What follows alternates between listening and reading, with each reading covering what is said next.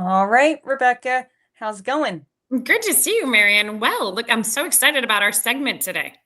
Yeah, I know. So I'm coming off of incredible long weekend at the 2025 Healing Politics Campaign School.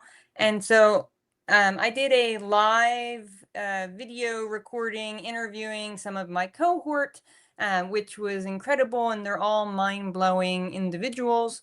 But I thought since you went through the first cohort, Yep, back in 2023. Yep. yeah, back in 2023. And our good friend, Dr. Danielle McCamey, went through it last year. I thought the three of us could have a conversation about our experiences and, why we wanted to do it, why nurses should run for office, and yeah, just chit chat about it. So I'm going to bring in Danielle. Hello, Danielle. Hey y'all. I'm glad you're with us. Yes, good to be here with you all. How you doing?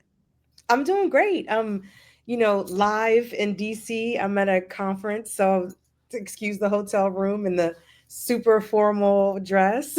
Oh, you're looking nice as always. Thank you, thank you. And we're glad to hear that you're down in DC because I think this just sets the stage perfectly. What are you doing in DC? What kind of conference are you down there for? It's the Graduate Nursing Student Academy for AACN. Nice. It's their annual conference. I'll be speaking on leveraging transformational leadership for today's times. For today's times. About advocacy and civic engagement in this talk. So, Boy, they're lucky to have you. Absolutely. So, we wanted to talk about healing politics and nurses getting involved in civic engagement and potentially running for office. And so, I think let's go in order, right? So, Rebecca, you were at the first Healing Politics back in 2023. Set the stage for us. What was it like back then? It was only a couple years ago, but times I think are a little bit different now than they were then. What was the energy in the room? Why were folks who were there interested in learning more? What was your experience? Yeah, I think it was, this was a new cutting edge program that I think a lot of people were wondering, should nurses be more engaged civically? 2023, coming out of the pandemic, wasn't that long after that time. We saw that policy was really impacting the way that governing was happening across healthcare, but also a greater impact. And those first nurses that showed up, there was a segment, I think most of us were unaware that there were so many nurses who actually were in office, right? This is not something we ever were taught in school. This is not something we talked about broadly. In fact, it almost feels like politics and nursing are supposed to have two separate entities. So those who first showed up, I think showed up sort of cautiously because those that were in attendance, and this is interesting about healing politics, is it brings both Republicans, Democrats, and independents together. And showing up in that room, I think a lot of people were just trying to figure out, what does this mean? What does it look like? Who is actually in politics? And is this a risk I should personally take? And I think a lot of us saw it as a risk, right? Not as an opportunity, but as a risk. So I'd be curious to hear, when we looked at that, I think by the end of the program, most of us saw it as a huge opportunity, almost a calling that one should be doing it. But I think that there was the inherent in the start that this was more risky as opposed to beneficial in a potential impact of what it could do for yourself personally. But by the end of that program, there was a lot more hope and opportunity that, and actually there's a responsibility of nurses to be out there doing this. So what did you guys experience? Well, it's so funny. And I'll let Danielle let you go in a second, but because I just went through it last weekend, my range of emotions over the course of the 3 days was like Friday afternoon, I was like, oh my God, there's no possible way I could ever run for office. Then on Saturday, I was like, I could totally do this. I'd be an incredible candidate. I want to run for office. And then on Sunday, I was like, well, I don't know. We'll see. It was like all over the map. Oh my gosh. I would have to agree with both you all. When I decided to do healing politics, I ended up making the decision after going to a fundraiser event for Also Brooks. And she was telling such a compelling story. I was like hanging on to her every word. And I saw myself in her shoes. I was like, oh my gosh, like I need to like run for office. So I'm like, applying, posting up my fundraiser. My family's like, so now you want to you want to run for office? I'm like, I don't know, but I'm incredibly inspired and intrigued. And I saw myself in also Brooks that this could be like a possibility for me. And so for me, I didn't look at it as like a risk. It was like, how can I learn the game secrets to see if this is something that I want to do? And Marion, I would have to agree with you. Like, the weekend is so jam packed, but the energy is, it's indescribable because it's an energy that it's like-minded people that want to do something.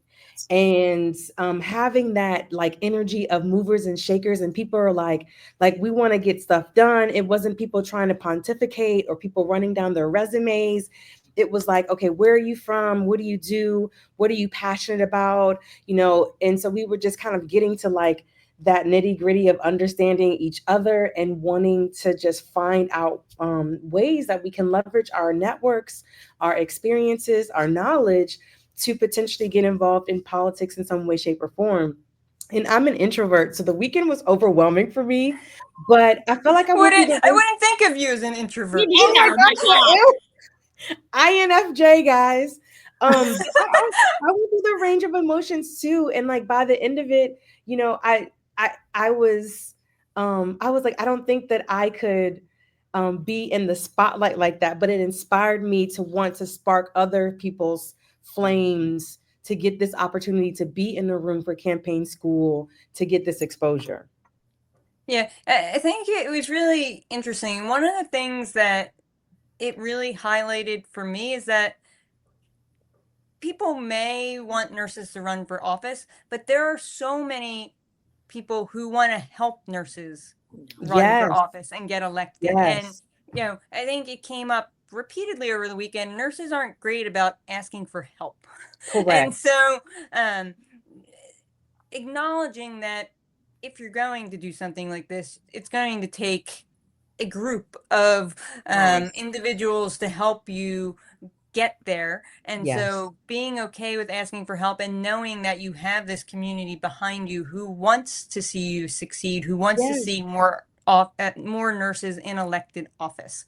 So that was really, I think, helpful to a lot of folks there. And Marion, to your point, I think that first step, and I love how healing politics sets this up. They're like, okay, your first step in your first assignment is throwing up your fundraising platform and start asking for money. And I was feeling super conscientious of asking for money. And it was like within 24 hours, I had like raised everything that I needed. And then people's comments were like, oh my gosh, we've been waiting for this for you to come to the realization you should run for office. I'm like, Yeah, it's was very encouraging. reaffirming, right? Like, Yes, yeah, I had a yes, very similar experience. I think if you're not comfortable doing it, I've done fundraising my whole life. I've worked for nonprofits. I didn't mind asking people for money, but like it's not as difficult, I think, as you think it is. People really they see you if you're out yes, there doing the work and they Yes. want to help you and they want yes, you as the person out there doing the work to succeed. Yes. So yeah, I think it's a lot easier than scary.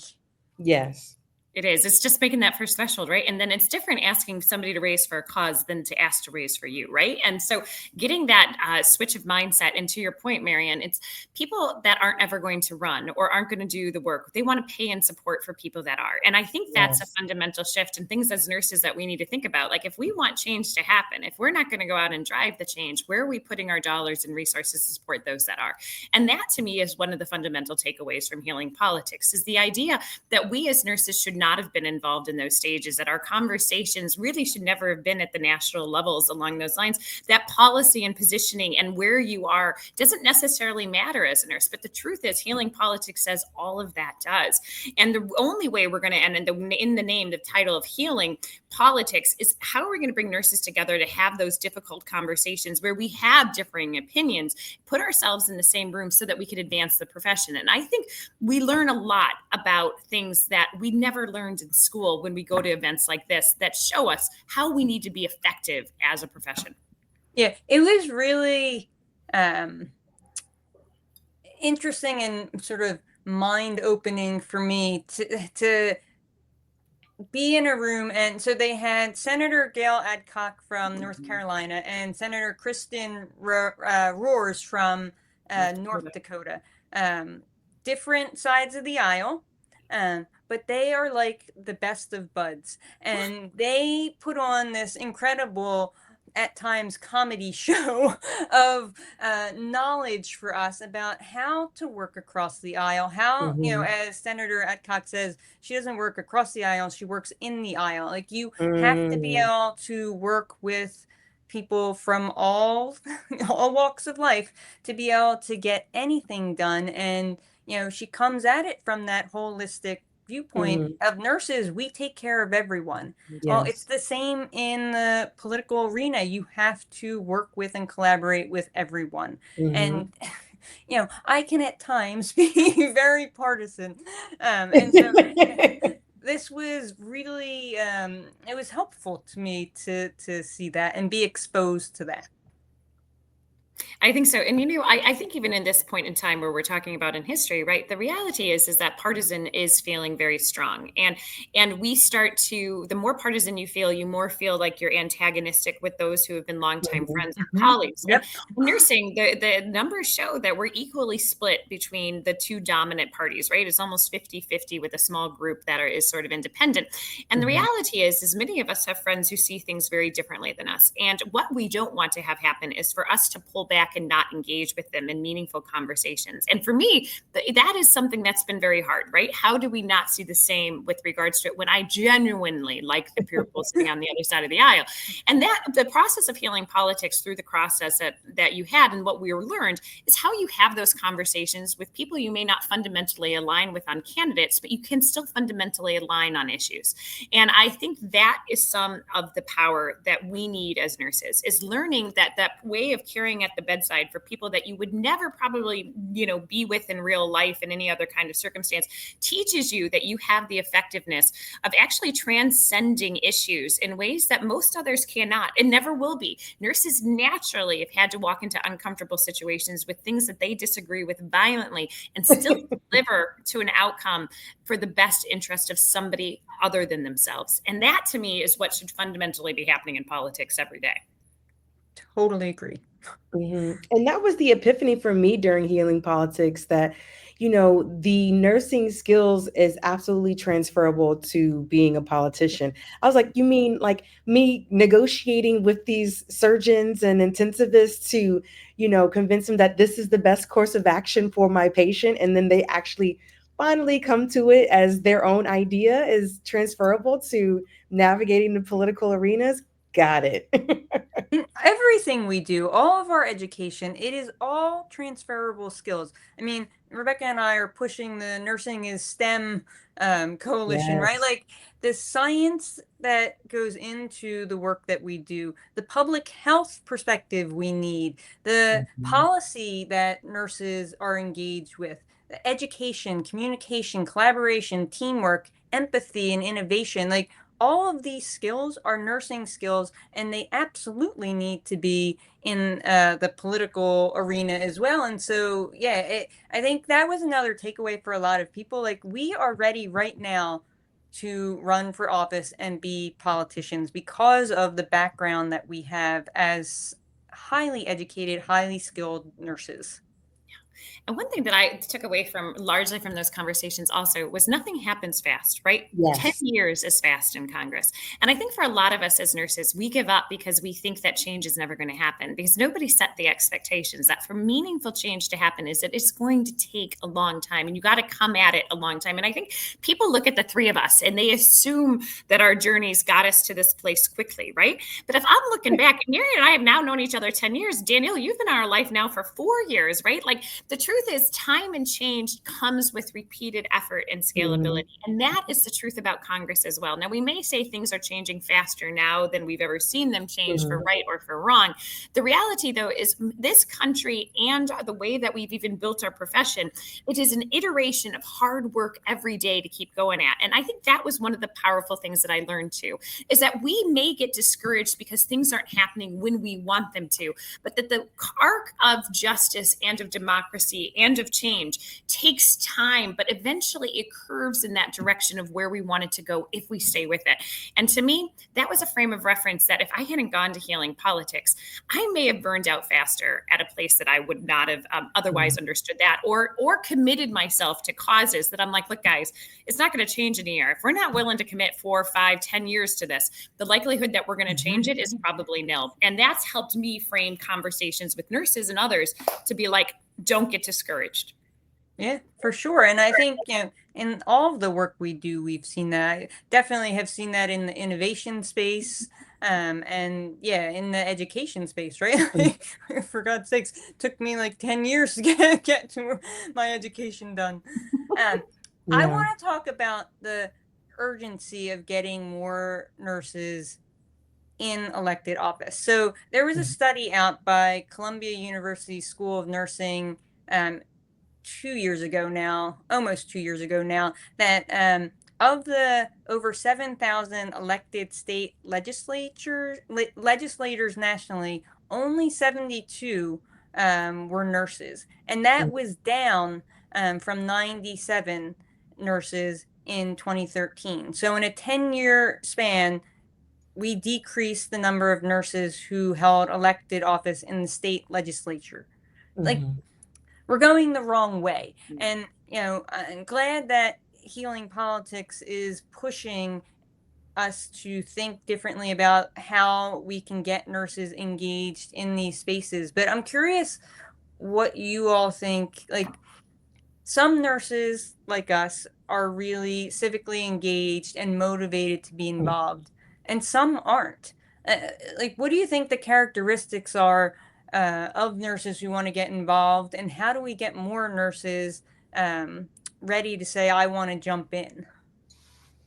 I don't know if there's any specific characteristics. I know for me, I've, had my 1 or 2 policy courses in my education. It was the one for me, seeing the representation of the possibility of, being in politics. And then just more recently, just the spark of seeing how things are changing and wanting to leverage my skills, knowledge, network, and expertise to do something. So I think reframing the mindset around it, that it doesn't have to ascribe to certain view of someone, but if there's something that I always say that burns your biscuits or keeps you up at night that needs to change, and pulling policy levers is the major way to kind of actuate that change, then start navigating the space to start finding alignment where you can learn how to amplify and elevate your voice. So for me, it's like, start with the cause that can spark your interest, and you just kind of go down the rabbit hole of finding your way. Yeah, Danielle, you've started the Nurses Shift Change movement, which is trying to get more nurses to take action in those ones. And I think you make a really valid point that it's not something that's taught, even though I do think certain individuals grow up in households where they are taught that they have a social and civic duty to actually be involved and do more. I think that is the question that we need to figure out on how to solve. But for many people, it's just that a moment in time that actually starts a movement that triggers action, right? That something happens to you that feel personally affronted by or need it to change. And that's what needs to happen. And I think there's either you grew up in a household that said, look, you have a civic duty. I always think to myself back to the Kennedys, right? They were often taught that they had a civic duty to represent and take action, where other people, that wasn't at the forefront of those conversations. So it's usually a movement, something happened, they saw something was wrong and they jumped in. But I think what we need to say is, to your point, you don't need a certain pedigree or a degree or somebody to give you permission. In fact, the most meaningful change often comes from people who have none of that behind them, who just are seeing that there is injustice in the world, and injustice anywhere is injustice everywhere, and they take it upon themselves to drive that change. And Marion, let's be honest, you constantly are out there taking voice on issues, amplifying them. Why do you do what you do? And also, that also, I think people are going to wonder why also, if you've already taken such a public stance on so many issues, why not run for office? And I think these are the things that all three of us went to this thinking maybe we would run for office. And at this time, we just said, it's not the right time. It's not never, but it's just not yet. But Marion. So, one of the people I met at the Healing Politics Campaign School, Dr. Andrea Cazales, is actually running for city council in Durham. And as I was talking with her for the live podcast interviews I did there, she said something that really struck me. Not all nurses can take the time to go out and be civically engaged. They have to work their job, they have to take care of their families, they have all of these other responsibilities. But if you have the privilege to be able to be civically engaged, then you should absolutely, as a nurse, go out and do that, because that's part of our responsibility. And I feel that way. I felt that way since I was like a wee youngin'. Like, I have this privilege to be able to spend my time fighting for the causes that I feel are just. Not everybody has that voice or privilege or time or platform to be able to do those things. And so, I feel a responsibility to my community to do that. And I will always continue to do that. In terms of running for office, I am still in that Sunday post healing politics. Well, I think so. There are reasons. I definitely would like to consider it. There are things that would hold me back, work-life balance. Financially, I am the only income in my family. Like, I have responsibilities that I don't know I could meet if I were to run for, Philadelphia City Council or some other elected office. So I have to take that into consideration.